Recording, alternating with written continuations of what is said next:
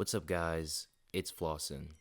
So since the launch of Zenless, we've been introduced to a ton of different agents. Anomaly agents, stunners, supports, you name it. And while each of them has had their own unique playstyle, there's been one consistent pattern. They're all ultimately one-dimensional in how they function. You switch in, you do your job, and you switch out. That's how Zenless has worked. Well, up until now. Because there's one agent that has slightly broken the rules of this design philosophy. That agent being Astra Yao. Now, don't get me wrong, she still follows the same fundamental structure as other agents. She supports, she buffs, and she enables. But what makes her different is how she does it. Her idyllic Cadenza state takes the traditional support formula and adds way more flexibility to it. This state provides stat increases for all agents, a team-wide damage buff, and more frequent assists and chain attacks. And most importantly, she completely removes the need to slot a support immediately after a DPS, just for a quick assist. So how is this all possible? How could Astra Yao be released with such a strong, flexible kit, yet seamlessly fit into Zenless like nothing ever happened? Well, today, we're going to speculate on just that. We're going to dive deep into Astra Yao, her kit, and why she's just the beginning of something bigger for Zenless Zone Zero. And hey, if you're enjoying the content so far and want to support a small creator like me, be sure to drop a like and subscribe. It's completely free and lets me know that you enjoy this type of content. Now, with formalities out of the way, let's talk games. So if you couldn't already tell from that intro and the amount of glazing I just did, Astra Yao is insane. Her kit is like no other in the game, yet it's still fundamentally easy to pick up. On the surface, she plays like a typical support. She buffs, she enables, and she keeps the team moving. But once you actually use her, you start realizing that she doesn't just support the team. She completely reshapes how the team functions. Her idyllic Cadenza state is the core of what makes her different. This isn't just a simple buff or occasional team-wide boost. This is a gameplay-altering state that gives stat increases to all agents, provides a team-wide damage buff, and enables far more frequent quick assists and chain attacks than what we've been used to. And that last part, that's what truly makes Astra stand out. Before she came along, if you wanted to maximize your damage output, you pretty much had to slot a support directly after your DPS for quick assists. It was standard team building logic. It's just how the game worked. But Astra completely removes that requirement. With her, the need for rigid team structures starts to disappear. And suddenly, there's actual flexibility in how you approach team building. Now, with all that being said, Astra is undeniably strong. But when an agent like this drops, you can already tell what the first reaction is going to be. Some players might immediately start saying, is this the start of ability creep? Are support agents getting power crept? And to that, I would have to disagree. Because when you actually look at Astra's fastest clearing teams, you'll notice something pretty interesting. Her best teams still include another support agent. And the best example of this is Nicole Damara. Now, I don't think I need to sit here and convince anyone that Nicole is one of the best agents in the game.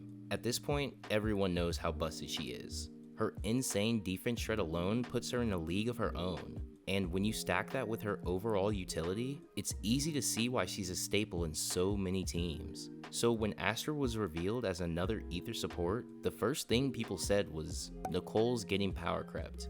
And I totally get why that was a knee-jerk reaction. Nicole was already dominating as one of the strongest support agents, and now we had another ether support coming in. It seemed like Astra was positioned as a direct competitor, someone who would inevitably push Nicole out of the meta.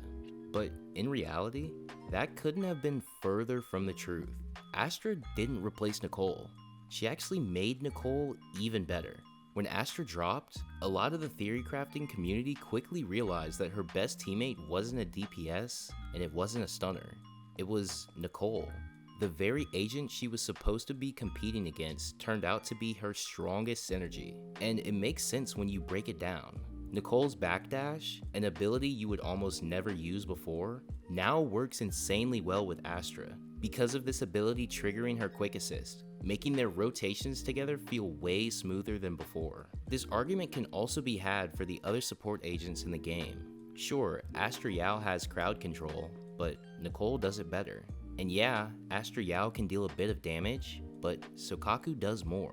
Astra even opens up the ability to run Astral Voice and Swing Jazz on a double support comp, giving players an entirely new way to approach team setups. So rather than power creeping supports, Astra has actually broken up the monotony of team building. Before her, team building felt like a rigid checklist. You had a set structure you needed to follow, or else your damage would suffer. But now, she's introduced a level of flexibility that simply didn't exist before. For crit-based teams, that monotonous team building kind of felt like this. Slot in a DPS, slot in a stunner, and slot in a support. That was the formula, and if you didn't follow it, your damage felt like it suffered. But now, Astra gives players real flexibility. With Astra in the team, I no longer feel forced to run a stunner just to get the most out of someone like Soldier 11. In some cases, my damage actually feels better without one. And this is what I mean when I say that Astra Yao is the first of her kind. Sure, she's still a support agent, but she doesn't feel like she's pushing other supports that fill that role. Instead, she's almost like a hybrid agent, someone who opens up new opportunities for both old and future agents. And that's where we need to talk about Zenless's future. As each patch goes by, we're slowly getting closer to Zenless's 2.0 update. And if you follow Hoyoverse games, you know that 2.0 updates are always major turning points. These are the patches where new mechanics start rolling in, team building shifts dramatically, and the game starts to feel different from 1.0. And I strongly believe that Astra Yao is our glimpse into that future. This actually reminds me of Honkai Star Rail's 1.6 update, when they released Ruan Mei. At the time, she was easily one of the best supports in the game.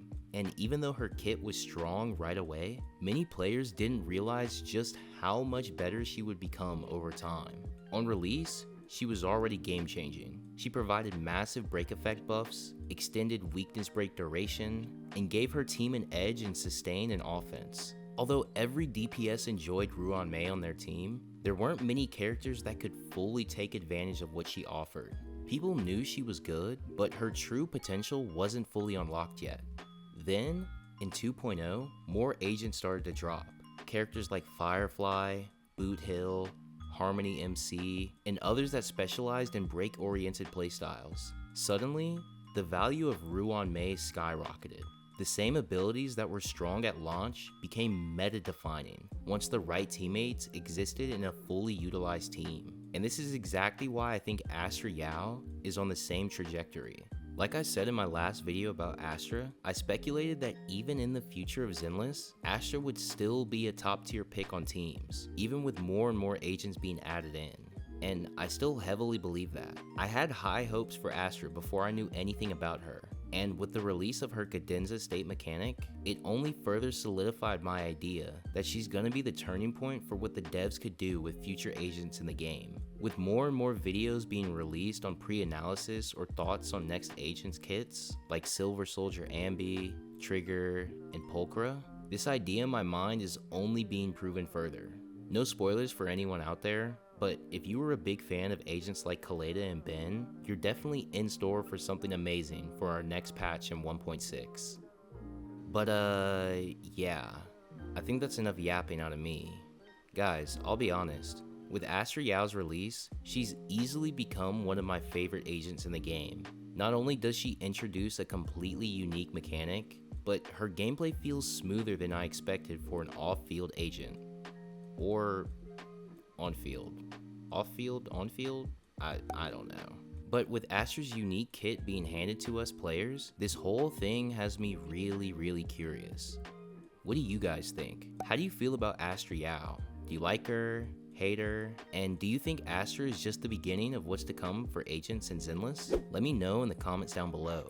And of course, if you enjoyed this video, don't forget to drop a like down below. It's completely free and lets me know that you enjoy this type of content. Until next time though, happy gaming, and may your polls be ever in your favor.